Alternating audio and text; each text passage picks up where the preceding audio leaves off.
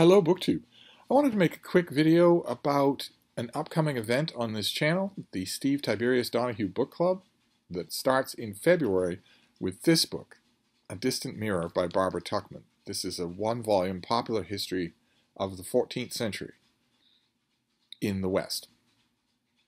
And it was came out in the late 1970s. It was very popular. People really liked it, and I haven't read it in a while, and I proposed it as our first book for the Steve Tiberius Donoghue Book Club.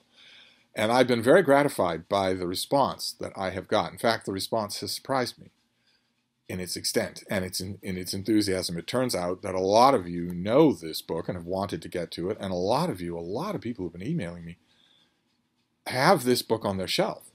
It's just been sitting there. It's been one of the hundreds or even thousands of unread books that are the fodder for the Read What You Own challenges that go around BookTube and that are going around BookTube right at the moment. People have said it's a good choice. That's very gratifying to me. So we're going to go through it in 4 parts in February. But another email that I've been getting, another message I've been getting from a lot of people is something that I wanted to address. There's quite a few people who have been emailing me and saying, I watch your channel. It's always entertaining to me. I'm very grateful always to hear that. But I'm going to have to bail on your first Steve Tiberius Donoghue Book Club because what you've chosen is, let's see, in the American edition, nearly 700 pages of 14th century history, a history of the 14th century. And I read contemporary literary fiction. I read genre science fiction or romance. I read mysteries. I'm not up to such a thing. I'll have to hope that in future outbreaks of the Steve Tiberius Donoghue Book Club, you pick a book that I can handle. I've responded to a lot of those people individually, but I wanted to make a video in case that's a widespread sentiment and do my best to demolish it, do my best to have you put it out of your mind. This is not an intimidating book. There are very few, I would argue, actually legitimately intimidating books. There are quite a few books that are bad, but I would argue that there aren't many genuinely intimidating books. Or if there are, there shouldn't be, because the goal of all writing is storytelling. The goal of all narrative writing is storytelling, and storytelling absolutely relies on you being able to understand the story. If a storyteller tells you a story that they have intentionally made incomprehensible, they're a bad storyteller. That's no fault on you. That reflects entirely on them.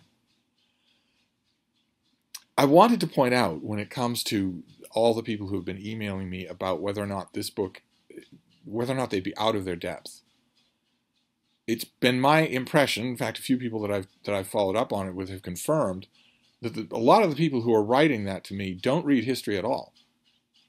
In fact, that's usually the basis for why they're saying that they're not up for A Distant Mirror, because my history reading muscles, as more than one person put it, aren't very strong. So I wouldn't really be able to keep up. It would be too much for me. I would be going very slow. I wouldn't be understanding half the references, that sort of thing.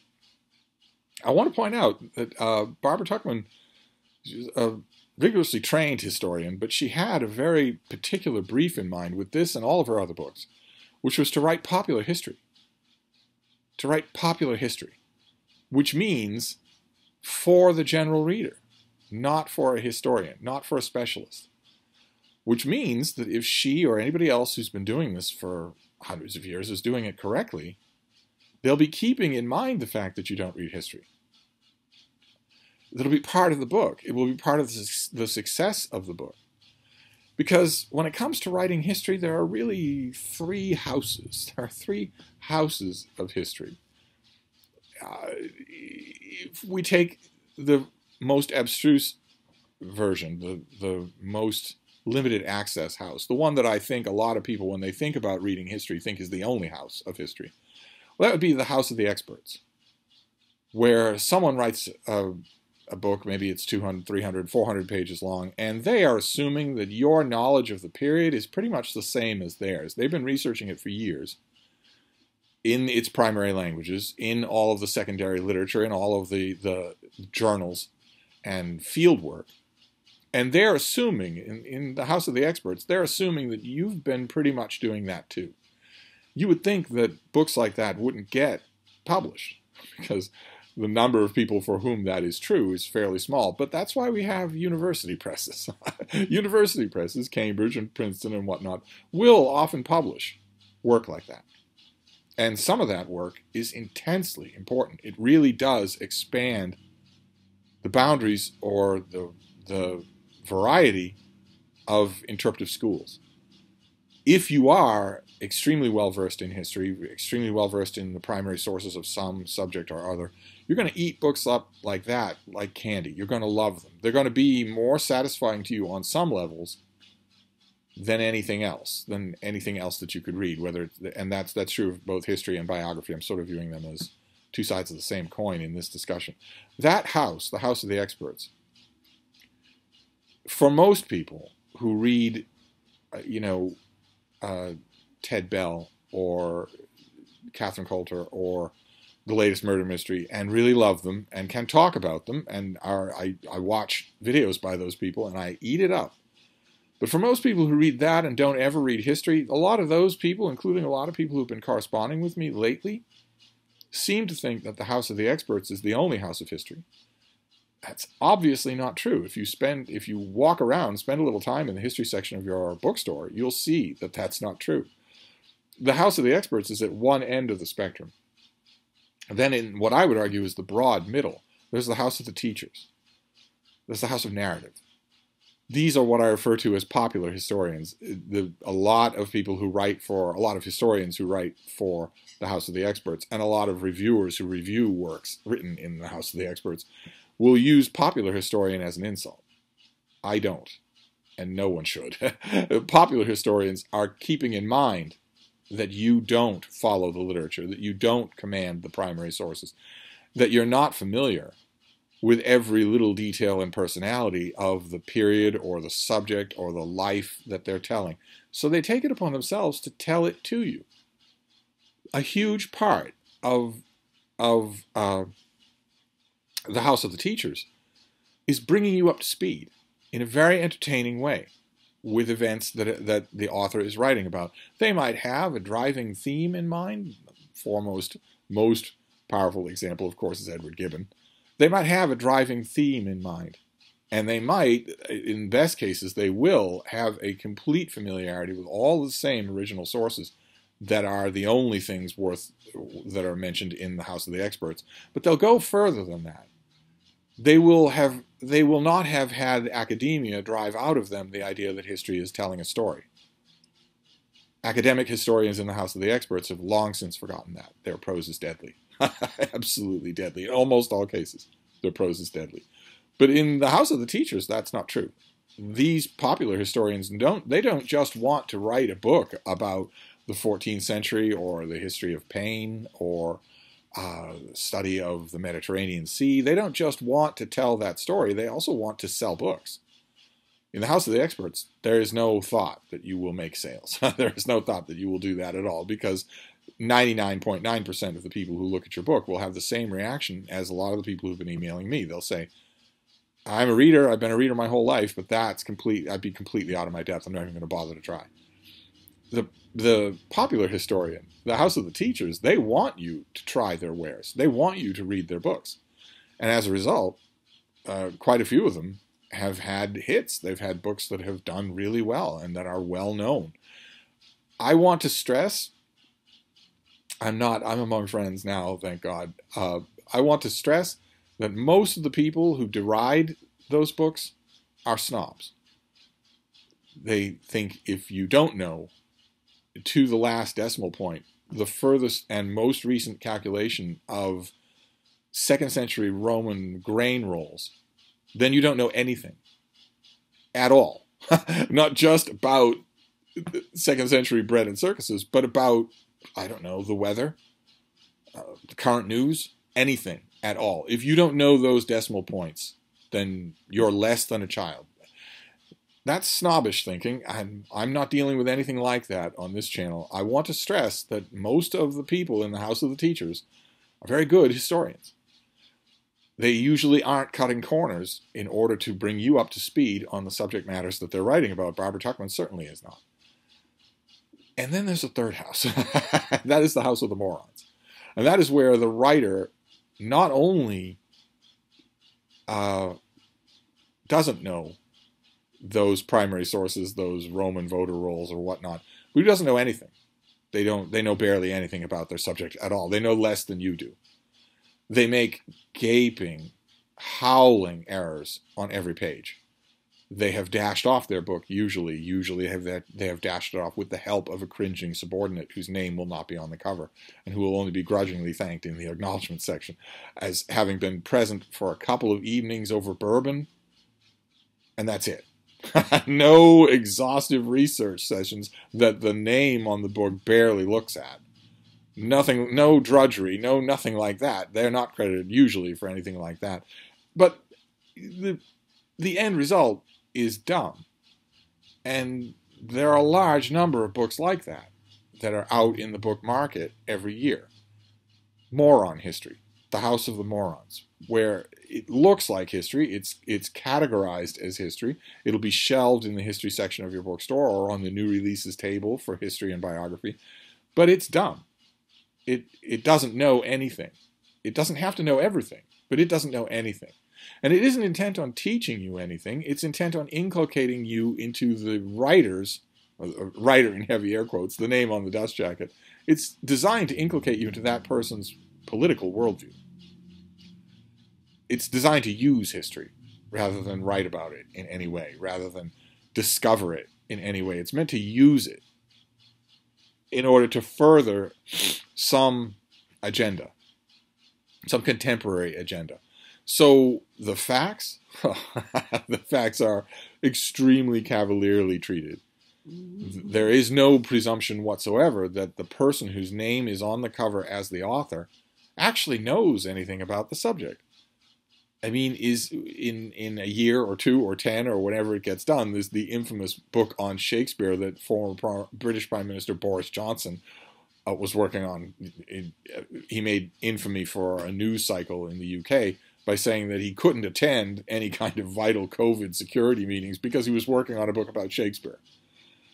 If that book ever appears, is there anyone who isn't going to sort of smile at it, laugh at it? Surely there's not anyone in the world who's going to look at this and say, this is a serious work.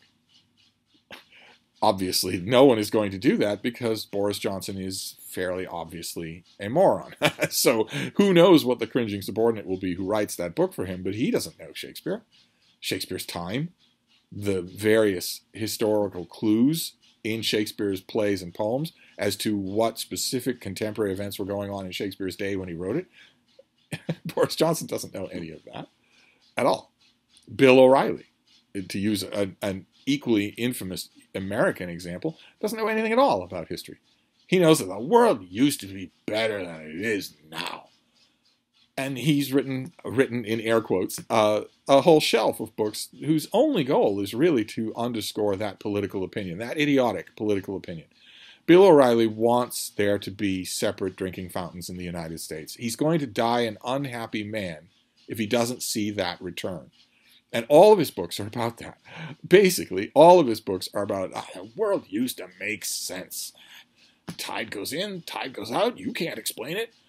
And I think that a great number of people who have allowed themselves to drift into the camp of being history snobs tend to conflate the House of the Teachers with the House of the Morons. They tend to think it's all the same. It's not. It's not at all. People in the House of the Experts can get things wrong. They do all the time. I read those books. They get things wrong all the time. They go and pin down one of their precious original sources and they've read it wrong. Or missed some other original source that contradicts or upends the example that they have in mind. They're not God's holy writ at all. They have a tiny, tiny, tiny, almost ignorable readership, and that's exactly the size of the readership that they deserve. It's a serious popular historians. They also get things wrong, but they're not premised on getting things wrong the way the House of the Morons is. If you center yourself firmly in the House of the Teachers, you'll be fine. You'll be absolutely fine. For the Steve Tiberius Donoghue Book Club, this is a perfect example of the kind of history that comes out of the House of the Teachers. It's a perfect example of what I'm talking about. Throughout this book, Barbara Tuchman knows what you don't know. She's keeping an eye firmly planted on what you don't know. Yes, there were incessant wars in the 14th century period that she has chosen to study. Were there salient features of those wars? Well, there was a longbow. There was an innovation in military technology.